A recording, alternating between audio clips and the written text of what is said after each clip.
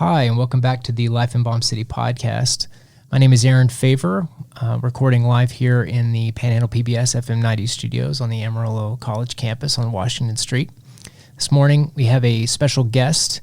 Taylor Moore, the author of Downrange, will be with us. Welcome, Taylor. Thanks for having me, Aaron. It's a pleasure to be here. I guess a good place to start would be to ask, could you give a little bit of about your background, a little bit of some things that you would like for readers to know about your background? Yeah.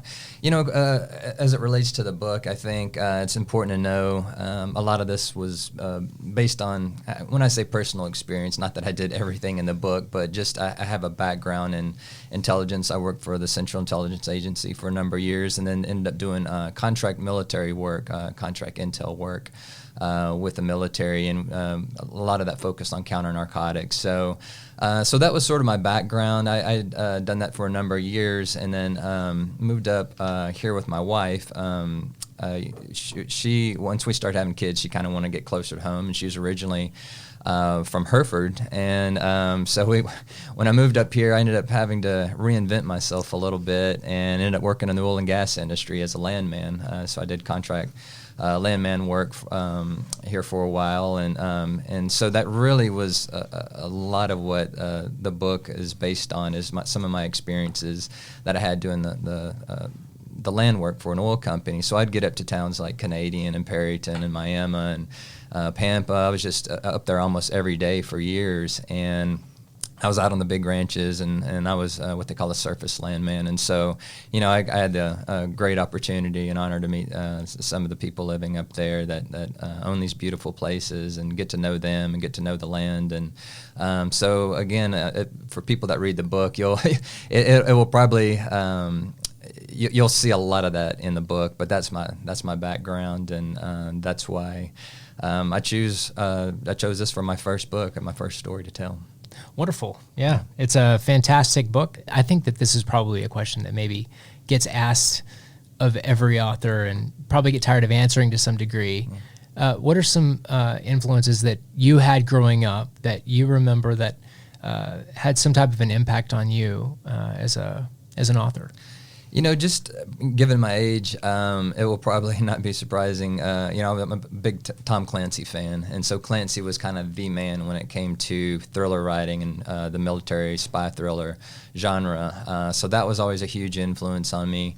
And then I was a big Larry McMurtry fan, and so Lonesome Dove is just my all-time favorite book, and that was a huge influence on me as a writer, as well as his Last Picture Show, that series, and so when you read Downrange, you probably get elements of both those things, because those were my favorites. I love Clancy and I love McMurtry, so it was probably natural for me to gravitate towards both those authors and try to do kind of what they do, to kind of tell that, use that sort of Clancy-esque intrigue and plot line, and suspense with what I hoped would be comical, that sort of Larry McMurtry comedy that he puts in his novels, as I always say, feels kind of uniquely Texan.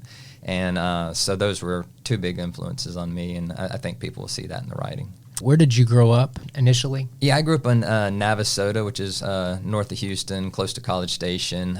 Brazos County is where I grew up. My family farmed and ranched down there, so we had farms and farming and ranching operations in Brazos County, Washington County, and Grimes County. So it's kind of Brenham, Navasota, and Brazos is kind of more what you think of College Station in that area. So that was my background, was in agriculture. When you became a landman, did that come fairly naturally to you? Absolutely. Yeah, we had oil and gas growing up, and so I'd always been on the other side of a table from a landman. And so I'd never worked in oil and gas, but I kind of felt like I've seen enough of this and to know how it went down, and I knew the sort of pitfalls of all that, and the bad experiences that we'd had with oil companies, and so I came into that job kind of hoping to help people navigate through that process, which can be cumbersome at times, and because you got trucks and equipment and all that stuff moving on people's properties. So I always did my best to try to help alleviate some of that pain that comes with with an oil and gas operation on your property. I probably I hope people thought I did a good job. I always tried my best, and at the end of the day, it's still kind of a pain to have that stuff that kind of thing going on. But I always tried to do my best, and yeah, it goes back to my background and remembering my dad having to deal with all that when he was farming and ranching, and so no, that was a huge influence. So being able to be a landman, doing lots of research, Mm-hmm. yeah, like the history of the property itself, mineral rights, and things of the nature. Is that correct? Yeah, so, absolutely. You spent a lot of time looking at the rights to the land and at the county levels. Yeah. How did that I suppose your comfortability with dealing with things like mineral rights and land rights kind of translate into what maybe some of the ideas that you have when you write about things like, a minute ago you mentioned like how uncomfortable it is for people to see trucks on your land, your private property. Yeah. It's like there's a concept to some degree outside of maybe outside of the personal experience of people owning land that is something they have become very familiar with, and they know every cactus and every mesquite, and I mean, how did all of that kind of help develop your ability to articulate that in the written word? Because it's got to be different. It helped tremendously. I mean, every bit of this book contains some of that, and I just finished book 2 in the series, and it probably dives even further into that. But, in my experience in working, whether it was in the courthouses or just getting out and meeting people, everybody's story was different. There were some people that own the property and own the minerals, and, a lot of people around here know this, but a lot of people don't know that those, a lot of times the minerals and the surface are separated. And you may own the surface, but you may not own the minerals beneath. And so that was always a tricky situation because, people were getting paid for the surface damages and things like that. But it's one thing when you're potentially going to make millions of dollars in oil revenue, and it's a whole other thing when you have the headache of dealing with that, but not getting the benefit of it. And then there's people that own the minerals that, as I point out in the book, couldn't even point to it on the map. They may live up on the East Coast or whatever, and their families left a long time ago. And so that's all captured in the book, and I think it's interesting, and there's, for people that deal with this, there's a lot of emotion going on because, as you said, they know every cactus, they know every tree, they know every, could tell you who's buried where, and when you're going onto their land, that's a tricky thing to do because, it involves some construction and demolition sometimes and things like that. And so obviously I picked that up in the book, but no, that was hugely important. The courthouse experience, as you said, going back and doing the title searches and all that was good. But really just getting out and talking to people and learning their stories and hearing the history, and oh man, I loved it all. I mean, it was fascinating. It was one of the best jobs I've ever had just because I got to meet such great people up in the Panhandle. I can say that some of that translated into, I guess, the novel itself. The opening scene that you have, where you've got, you're in a foreign country essentially, and you've got an individual that's seen a tremendous amount of loss and survives it. Right. And your main character, Garrett Cole, helps bring him out of there. With the turf battles that are taking place there and all the other things, he still feels this sense of, I need to make sure that this person's taken care of. Right. Would you say that, to what extent were you informed by that experience with like the Tom Clancy thriller, and some of the other, I think we're of similar age. Yeah, I don't absolutely. know exactly, but I do know that some of the characters like Asadi, and we're old enough to have experienced the full breadth of the war in Afghanistan. Right. And that's where the opening portion of this takes place. Right. To what extent does does that sense of like being alien to the property, like it seems like the places like it's kind of a universal theme too, as well, right? I mean, feeling alien and marginalized, and having that really deep ancestral connection. Can you tell us a little bit about Asadi? Like, I'm trying to avoid talking too much about the content of the book because it's so good, and I want people to experience themselves. But no spoilers. No spoilers. So I mean, I think it's this kind of happens in the first of the book, and it's part of the story that he ends up coming back to Texas with Garrett, and so for him, he's just undergone this tremendous amount of loss. And it's obviously a horrific experience. And Garrett, being the sort of bachelor undercover DEA guy that he is not super comfortable with this role. But he has some nieces that he's really fond of, and they're fond of him, and so he has a little bit of experience with kids. But I think the idea was to sort of and not to give too much away in terms of spoilers. But Garrett has had a similar background, and he knows what Asadi has gone through, and I think he bringing Asadi to this foreign place, which is the Texas Panhandle, to him.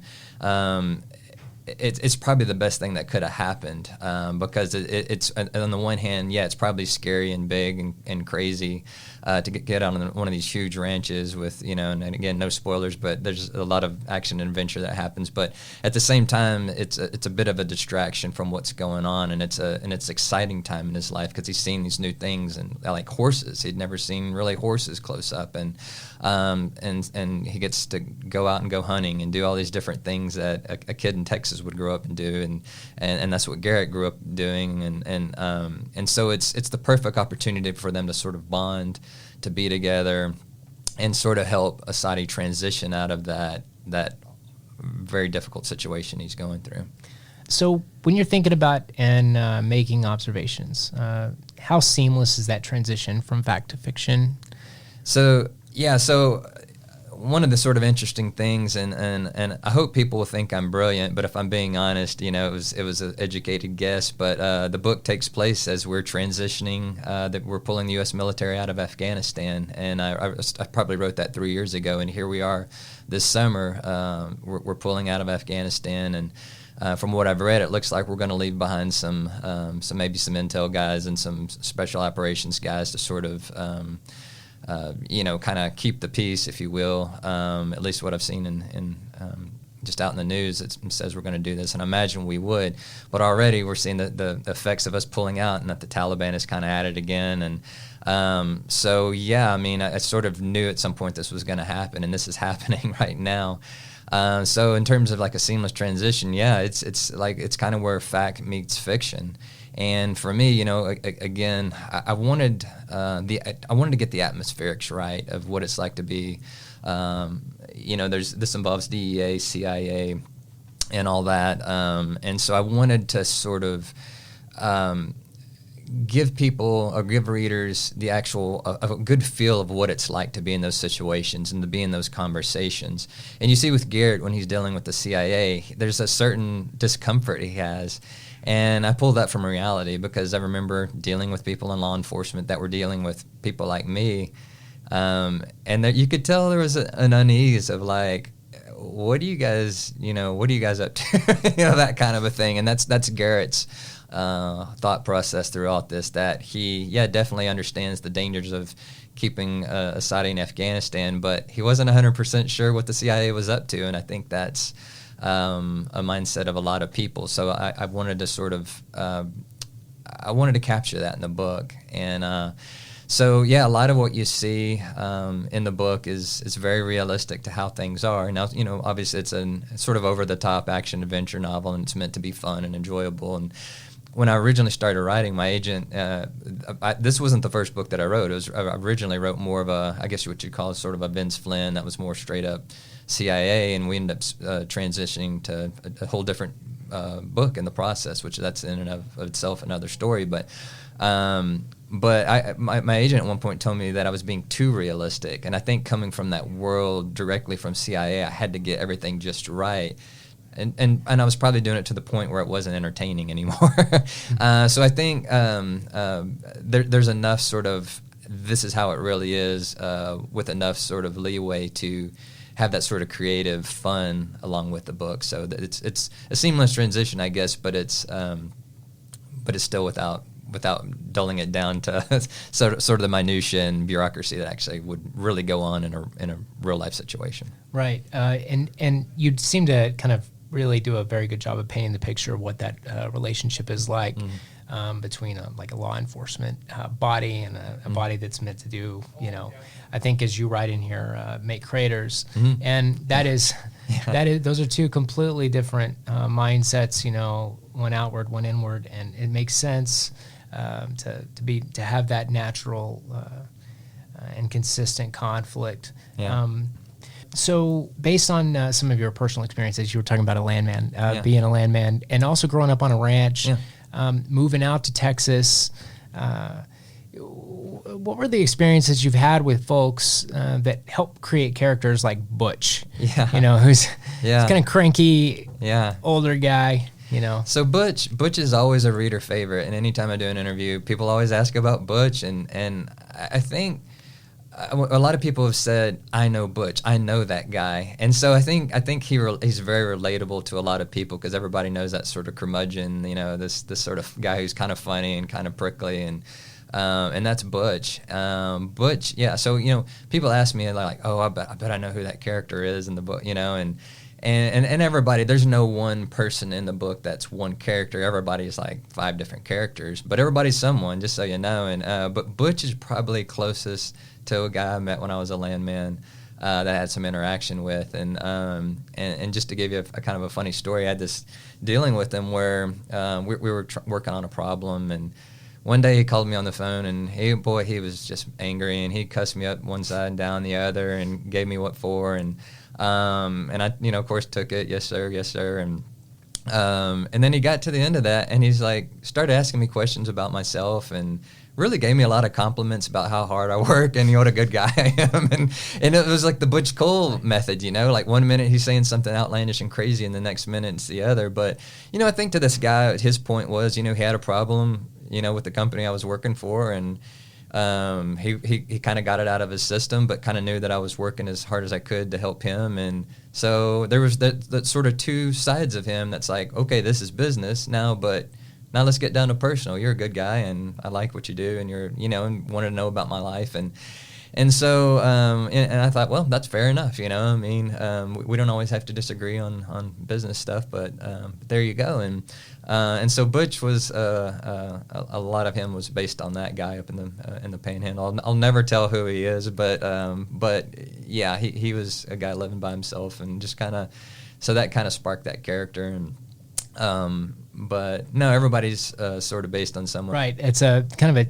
and this is kind of an interesting, I guess, piece of the lit, and maybe this is kind of a universal thing about literature, is us being able to find characters that we relate to, and then kind of like just attaching ourselves in some way or another to the outcomes of those characters. Yeah. That's my granddad. He was just like, that's something he would say, or that romantic experience of history, and maybe overly so. Yeah. But he uses more idioms. Yeah. Probably, and Garrett as well. Garrett's clearly picked up on that. How did you manage getting to play around with all the idioms of West Texas and Texas? And I think that was a fun part. And so here's what I do, and getting to a little bit of the nuts and bolts of how I do my writing. I'm a big believer in the whole close point of view method of writing. And for those who don't know, the close point of view is basically you're kind of trying to write almost like a first person style, but you're doing it in the third person.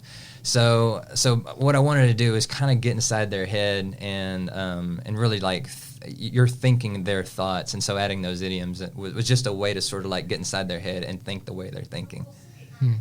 Yeah, it's interesting, and it certainly like conveys a certain idea. I mean, I wonder to what extent people will I mean, I think of one like Deck to the Nines. Yeah. Right. That's a good example. Yeah. I've used that before, and people don't even know what it is. well, it can mean so many different things. Right. You can be dressed to the nines, and it could mean that you've had too much to drink. I mean, there's all kinds of different things, but it's totally contextual. So, I think that the way that you've set it up, and it makes me wonder. The whole concept of idioms is so interesting and complex. I hear that it's one of the more complex things when learning a foreign language. The more complex things are to pick up on things that are just local things people say, and the way that they phrase things that may mean one thing, but really they mean something completely different. Right.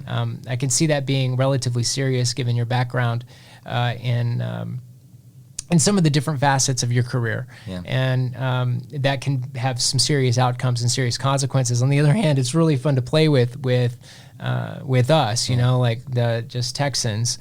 And of course, the book isn't meant just for Texans. The book is meant for everybody, right? So, I mean, how deep do you want people from, or folks from, like California, or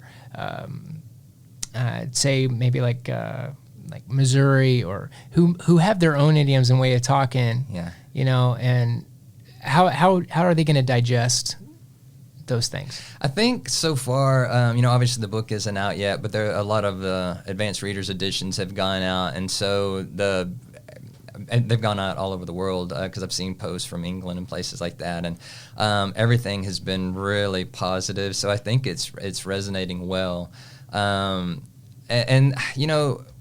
that's the sort of funny thing. What I wanted to do with Downrange is at that level of world building for people that aren't from the Panhandle, because I wanted them to really kind of see what it's like here. And I say world building, it's a world that exists, but it's not a world that everybody knows of. So if you look at writers like, say, C.J. Box, who's writing about, Wyoming, I love reading those books because I don't know Wyoming, and he's building a world for me of people that are very real, and they're a part of that world there. And so I've tried to do that for the Texas Panhandle, West Texas. And, just being honest, having grown up more in Central Texas, coming to West Texas is a different experience. I mean, we're all in the same state, but people do use the different idioms. They use different expressions. There's a little bit of a different personality here than where I'm from, which is really kind of more part of the South, if you think of it. And this is really more part of the West.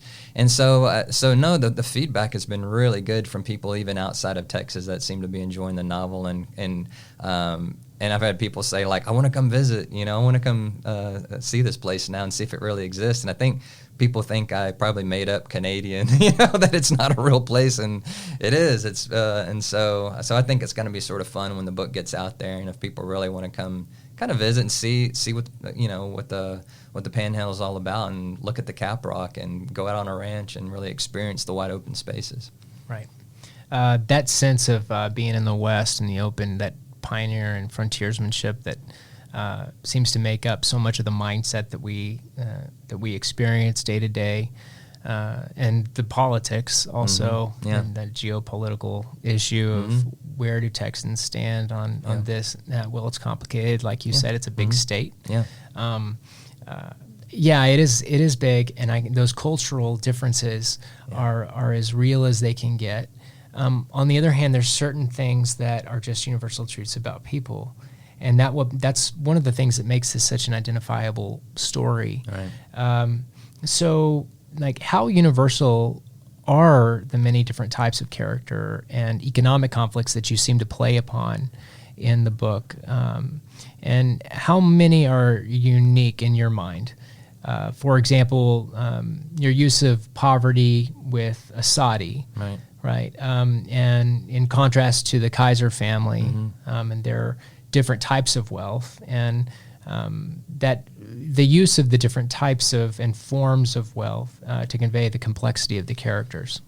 Yeah, I think that's an interesting part of the book, and there's the there's the line you might remember whenever Asadi first gets there. Of course, he's from a little village in the Hindu Kush, and then he shows up to Butch's house, where Garrett grew up, and Garrett's just looking around going, man, what's happened to this place? It's just dusty, and it's just the old bachelor hermit. Butch is out there taking care of himself, and really sounds like not doing a very good job of it, and the place is just kind of fallen to disrepair. And so, Garrett's looking around like, ugh, who's going to live here, And then Butch makes the comment, well, this place is like a palace to those people. And Garrett wants to argue, but he's kind of like, yeah, if you come from a place with no running water or electricity or whatever it is, it kind of is. And so it's all relative. And then you look at the Coles, which are, they're rich in land, but, poor in money, really. And then you have the Kaisers who have it all. They literally have it all. And they're a big family. And so I think it all plays out in a very interesting way. And it's an interesting dynamic that, that people will probably relate to. And I think I don't think it's just relatable here in Texas. I think it's relatable everywhere in the world. There's the haves and have-nots, and some people have a lot and are miserable, and some people have nothing but the clothes on their back, and they're really happy, and they live a simpler life. And so, I think it's very, no matter how you slice it, I think it's very relatable to pretty much everyone. And if you haven't experienced it firsthand, you can imagine, right? You can imagine what it's like to be a Kaiser. You can imagine what it's like to be a Cole or an Asadi. I try to do a good job of putting you in their shoes and getting in their point of view and seeing what they're seeing and feeling what they're feeling.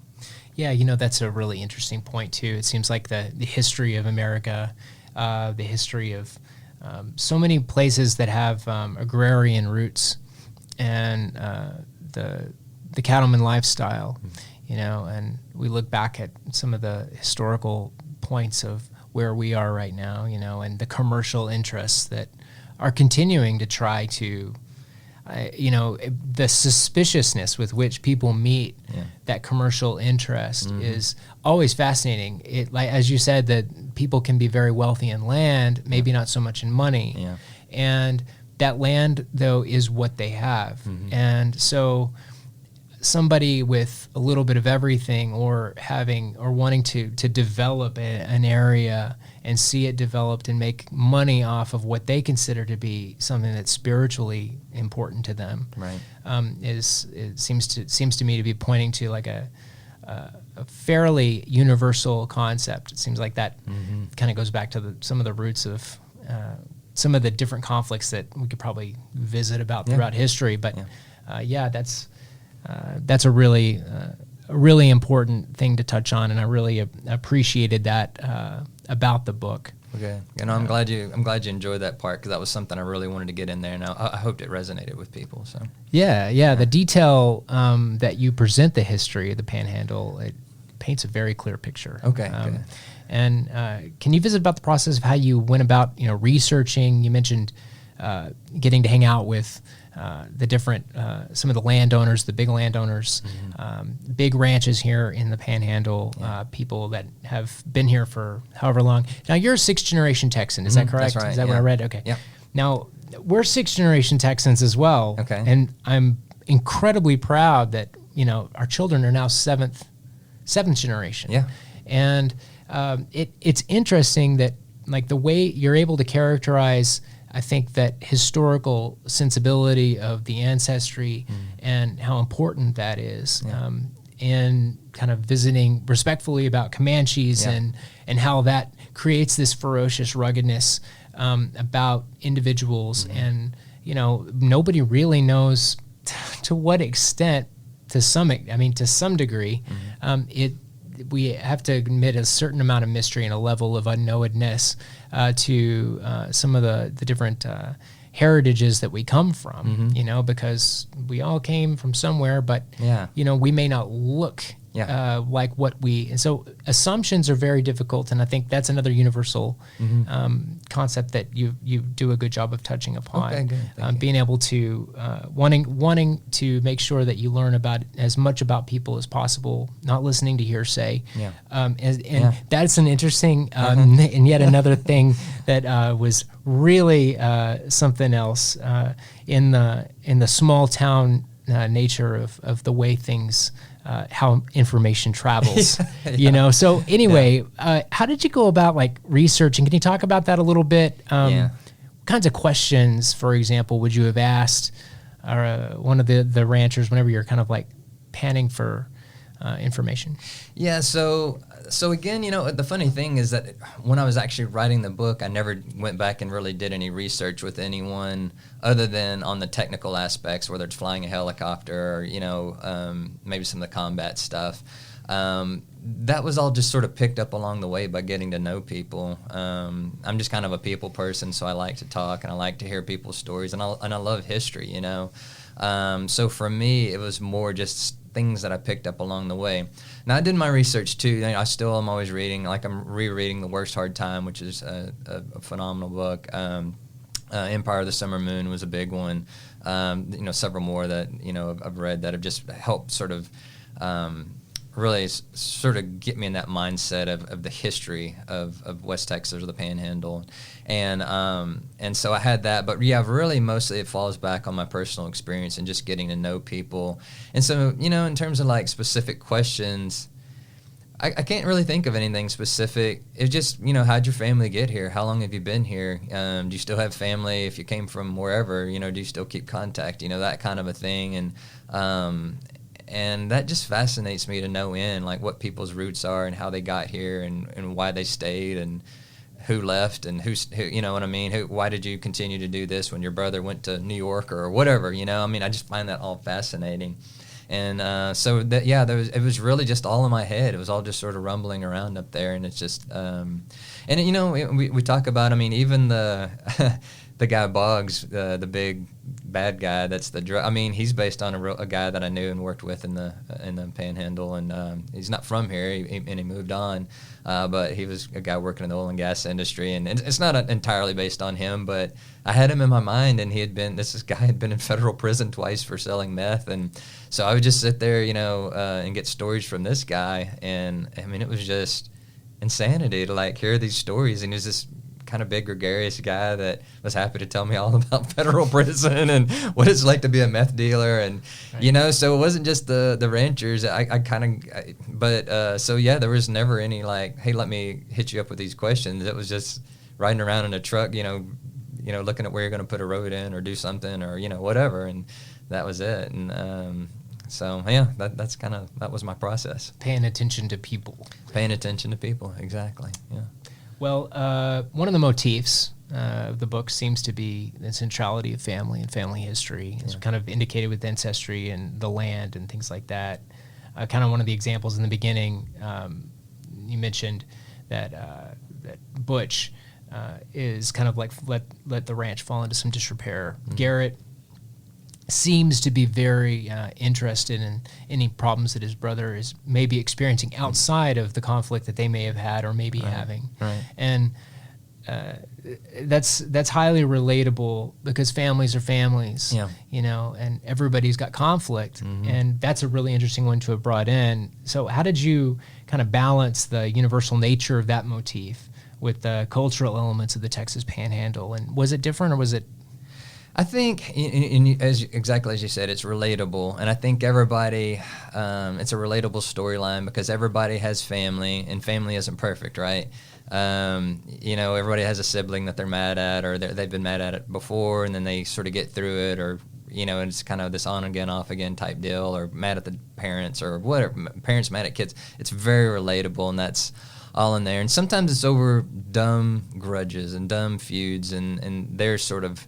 But yeah, I think it's just one of those relatable storylines that everybody's gone through at some point. But maybe there's a bit of a uniqueness to the sort of fierce defense of a family member. That blood is thicker than water, and at the end of the day, they can be really, really mad at each other. But if you come after a family member, that's look out, buddy, you're in trouble, and that's kind of what it boils down to here. Okay. Yeah. So. When you do some really important things with the use of illicit drug trafficking, and the conversation about some very serious, personal, but also national and state and regional things that maybe go on behind the scenes in some areas that we just don't like to talk about, right? And Garrett doesn't appear to be any type of stranger to any of that stuff. But how does your life experience help you to think about the security, that security issue as a not just a component of human nature, but also something that communities have to figure out how to deal with? Yeah, that's a good question because it's so expansive and so broad, and I kind of cover in the book from the international, how that plays in an international role in affecting people's lives, down to like the very basic, here's your home life, here's whose lives are affected by it. And obviously, you know, having done this sort of work that I have done in the past, I saw it on well, really through my work, I saw it more on that sort of international, like 30,000 foot level of like, here's what's happening, here's how, you know, drugs are flooding in, here's the level of violence that it's causing in foreign countries and things like that. On the more personal level, drugs are a part of life, and you know, growing up where I did in Texas, you know, a lot of this was based on not necessarily here, but a drug cartel got involved in my local community, and I remember people that you knew got involved, and people were being threatened, and it was kind of a scary, weird thing. There was supposedly a corrupt sheriff, and you know, it's kind of like how you know that it's happened time and time again all over the United States. So we talk about relatable. I think that's relatable in a very big way. Now, when I started coming, you know, doing the land work here in the Panhandle, I started hearing some of these same stories, and it wasn't just, you know, cocaine or whatever. You know, we can't talk about drugs here without talking about meth, you know, and fentanyl, and all, you know, all these different drugs that have sort of popped on the scene, and they're ruining lives. You know, they're making things unsafe, and they're making people unsafe. And you know, I'd come across people that were real, you know, kind of wholesome backgrounds, grew up on a ranch or farm or whatever, and they've had family members that are in prison or lost kids to that they're out there somewhere, but they're just messed up on drugs. And so throughout the book, I mean, there's a theme of that. Remember where they talk about, if it's not happening here, then it's not a problem. And Garrett says, well, it's a problem for someone. You know, I mean, it's so, I think sometimes we all have a tendency to go like, well, if it's not directly in my face, then it's not an issue. Well, it is. It's an issue for someone. And so I kind of hit it on all levels on that drug issue because, again, talk about relatability. We all either know someone or know a family that's been affected by it, or, you know, you open up the newspaper, turn on the television, we see these drug busts, particularly up in Amarillo. You know, it's a major, it's a hub, right? I mean, you've got the interstate highway system coming through here that brings a lot of trafficking, and with that comes danger. And I mean, legitimate, real danger that'll you know, people that'll kill you in a heartbeat to protect their shipment, or if they, you know, look like they're going to get in trouble or whatever it is. So I don't think this is some outlandish sort of concept that nobody, you know, that somebody say, well, I doubt, you know, we'd have a terrorist attack here. Well, I mean, it's terrorism of another sort, right? And so that's in the book, and I think people will probably read it and start going, I wonder, yeah, I've always wondered about this business. Maybe they're involved as this one is. So, yeah. So I think it's a fun thing to play with, you know, in terms of being a fiction writer. Right. And to some extent also, you know, some of the different scuffs that seem to come up, the way that it's narrated kind of takes on the tone of someone like writing a report, you know, yeah. And I like that. It's maybe a writing style, but it makes you wonder, you know, to some extent, how much of a writing style is based in, you know, in Garrett's portrayal as, like, is it creating a context, for example, trying to understand the way Garrett thinks about things in his mind. For example, he's thinking about the aggressor, right? And that's the way it's written, is like the aggressor does this. So he's observing a fight. Like typically, right, whenever you would visit with someone, they'd be like, you know, that SOB or whatever, that guy over there. But for him, it's like a character, right? It's an actor doing something. And so how natural is it for you to write and think in those terms?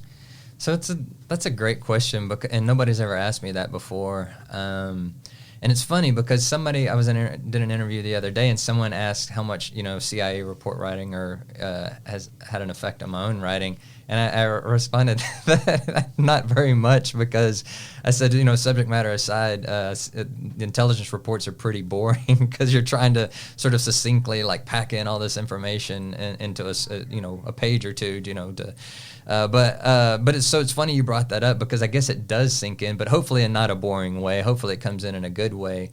So I'd love to tell you that yes, this was all planned and that that's part of my process in writing, but absolutely not. I guess you just picked up on something that comes natural to me because I've done it.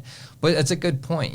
Garrett would think, and so if he gets in a fight, it's not necessarily always personal, right? I mean, it's sort of his job to battle bad guys. So he might see him as an SOB, or he might see him as like, you're trying to do your job, I'm trying to do mine, and here we go, buddy.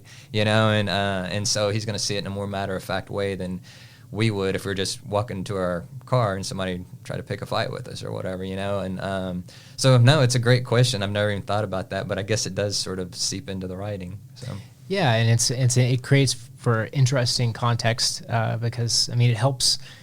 I would think that it would help the reader to develop a sense of the way Garrett might be thinking in terms of narration, right? And it's an impersonal way to do it, like a George Friedman style approach to the way that he perceives geopolitics and whatnot as an impersonal force.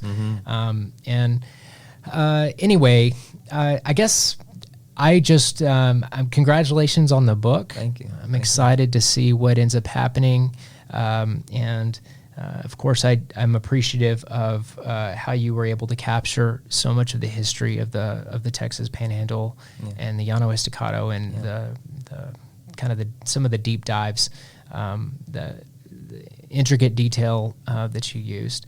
And so thank you very much. I really appreciate it. Well, thank you, Aaron. Do you have anything else you want to add? Well, I want to thank you for the kind words. Obviously, when you write these things, you put your blood, sweat, and tears into them. So if people like it and appreciate it, it's it's just a true joy for me as a writer. So I appreciate you saying that, and thank you for having me on. And but I'll just say book comes out August 3rd, and so it's available for pre-order. If you want it on that day, then get on and pre-order. And if you want to learn any more about my background or reach out to me, I'm at rtaylormoore.com, and so you can always reach out and send an email if you have any questions or comments or anything. But yeah, bottom line is I hope to do. I love the Texas Panhandle. I've enjoyed living here, 8 years or so that I've been here, and I hope to do it proud, and I hope people are proud of the book. I certainly am, and I love it. But I hope people that live here, it's something they can really enjoy and just really be proud of too. So that's about it. Right. Yeah. Well, thank you so much for coming on. Appreciate you. And all right, we'll talk to you later. Bye.